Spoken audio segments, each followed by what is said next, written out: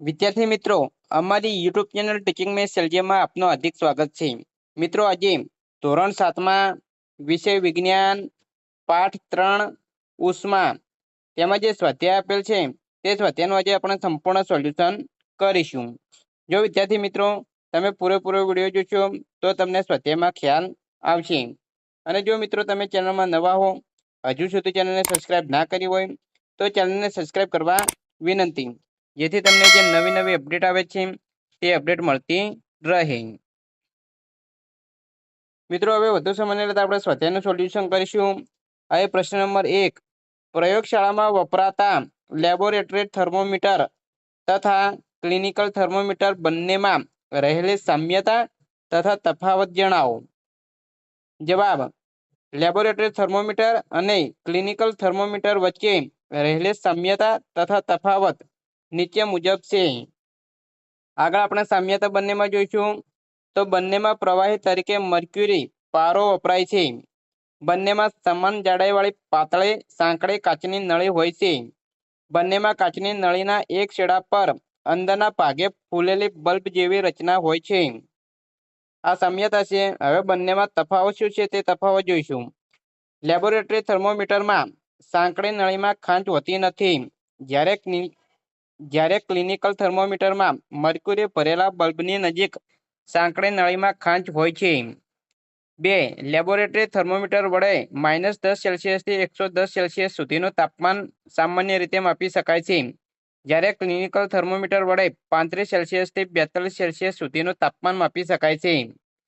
ત્રીજો તફાવત જોઈશું તો લેબોરેટરી થર્મોમીટર પ્રયોગશાળામાં પદાર્થોના તાપમાન માપવા માટે વપરાય છે, જ્યારે ક્લિનિકલ થર્મોમીટર માનવ શરીરનું તાપમાન માપવા માટે વપરાય છે. આગળ એ પ્રશ્ન નંબર 2 જોઈશું. ઉષ્માના સુવાહક તથા ઉષ્માના અવાહક પદાર્થોના બે ઉદાહરણ જણાવો. જવાબ: ઉષ્માના સુવાહક પદાર્થો તાંબુ, એલ્યુમિનિયમ, ચાંદી, લોખંડ. ઉષ્માના અવાહક પદાર્થો લાકડું, પ્લાસ્ટિક, એબોનાઇટ, રબર. આગળ પ્રશ્ન નંબર 3 જોઈશું. ખાલી જગ્યા પૂરો. તેમાં પહેલી ખાલી જગ્યા પેલી છે, પદાર્થના ગરમપણાની માત્રા ખાલી જગ્યા વડે નક્કી કરવામાં આવે છે. તો જવાબ આવશે તાપમાન. 2. ઉકળતા પાણીનું તાપમાન માપવા માટે ખાલી જગ્યા પ્રકારનું થર્મોમીટર વાપરી શકાય નહીં. જવાબ આવશે ક્લિનિકલ. ત્રીજા નંબરે જોઈશું. તાપમાનનું માપન ડિગ્રી ખાલી જગ્યામાં થાય છે. તો જવાબ આવશે સેલ્સિયસ. 4. ઉષ્માના પ્રસરણની ખાલી જગ્યાની પ્રક્રિયામાં માધ્યમ જરૂરી નથી. જવાબ આવશે ઉષ્મીય વિકિરણ. 5.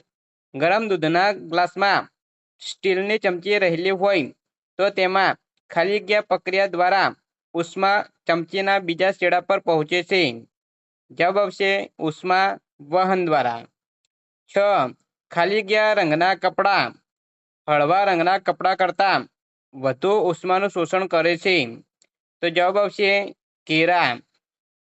પ્રશ્ન નંબર 4, નીચેના જોડકા જોડો. અહીં કોલમ 1 અને કોલમ 2 આપેલ છે, તે જોડકા જોડવાના છે. તો આપણે જોઈશું કોલમ 1માં છે ભૂમિય પવનો વહે છે. તો રાત્રિ દરમિયાન એટલે ડીમાં આપેલું છે તે એને ડી સાથે જોડીશું. દરિયાઈ પવનો વહે છે તે દિવસ દરમિયાન વહે છે એટલે સી સાથે જોડીશું. 3. ઘેરા રંગના વસ્ત્રો પસંદગી પામે છે તો શિયાળામાં, તો બી સાથે જોડીશું. અને ચોથામાં આપેલું છે હળવા રંગના વસ્ત્રો પસંદગી પામે છે તો ઉનાળામાં, એટલે એને એ સાથે જોડીશું. આ રીતે જોડકા જોડવાના છે. આગળ જોઈશું પ્રશ્ન નંબર 5.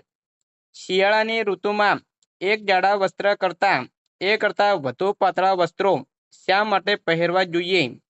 ચર્ચા કરો. જવાબ: એકથી વધુ વસ્ત્રો પહેરવાથી દરેક બે વસ્ત્રો વચ્ચે હવા રહેલી હોય છે. હવા ઉષ્માની અવાહક છે. આથી શિયાળામાં એકથી વધુ પાતળા વસ્ત્રો પહેરવાથી શરીરની ગરમી વાતાવરણમાં જતી અટકે છે. પરિણામે શરીર હૂંફવાળું રહે છે. એક જાડું વસ્ત્ર પહેરવાથી હવાનું સ્તર ન હોવાથી જાડું વસ્ત્ર પ્રમાણમાં ઓછી ગરમી બહાર જતી રોકે છે. તેથી શિયાળાની ઋતુમાં એક જાડા વસ્ત્ર કરતાં વધુ પાતળા વસ્ત્રો પહેરવા જોઈએ. આગળ હવે પ્રશ્ન નંબર 6 જોઈશું. આકૃતિમાં દર્શાવેલ ગોઠવણીમાં ઉષ્મા વહન, ઉષ્મા નયન તથા ઉષ્મીય વિકિરણ કયા કયા સ્થાનોએ થાય છે તેનો તીર વડે નિર્દેશન કરો. હવે વિદ્યાર્થી મિત્રો એક આકૃતિ આપેલી છે, તેમાં અહીં જે તીર દર્શાવ્યું છે ત્યાં ઉષ્મીય વિકિરણ પ્રક્રિયા થાય છે. હવે જે તીર દર્શાવેલું છે તે ઉષ્મા વહનથી ગરમ થાય છે અને જે ઉપરના ભાગમાં તીર દર્શાવેલું છે તે ઉષ્મા નયનથી. આગળ પ્રશ્ન નંબર 7 જોઈશું. ગરમ હવામાન વાળા પ્રદેશોમાં મકાનોની બહારની દિવાલો સફેદ રંગથી રંગવામાં આવે છે. સમજાવો.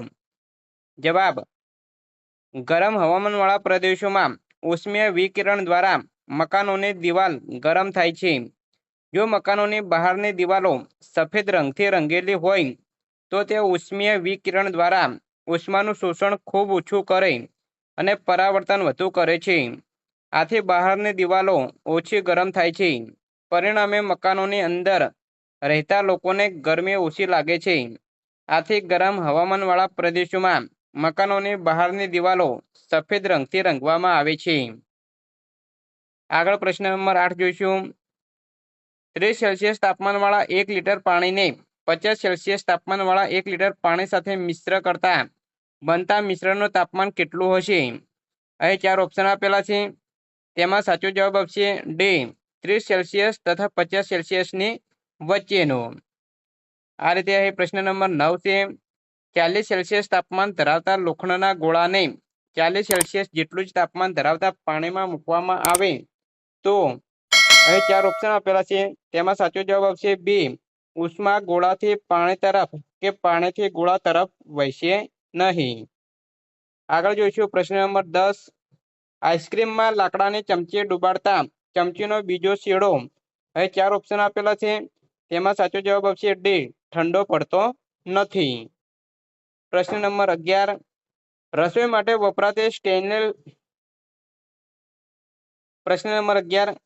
માટે વપરાતી સ્ટેનલેસ સ્ટીલના તળવાની કડાઈના તળિયે તાંબાનું સ્તર લગાડેલું હોય છે. તેનું કારણ. તો 4 ઓપ્શન આપેલા છે. તેમાં સાચો જવાબ આવશે સી, સ્ટેનલેસ સ્ટીલ કરતા તાંબુ ઉષ્માનું વધુ સુવાહક છે. તો વિદ્યાર્થી મિત્રો અહીં સ્વાધ્યાયનું સંપૂર્ણ સોલ્યુશન પૂરું થાય છે. જો મિત્રો વિડીયો સારો લાગ્યો હોય તો લાઈક કરો, શેર કરો અને સબસ્ક્રાઈબ કરો તથા સ્વાધ્યાયના બીજા વિષયના સ્વાધ્યાયના સોલ્યુશન અહીં ચેનલમાં મૂકેલા છે તે તમે જોઈ શકો છો. Thank you.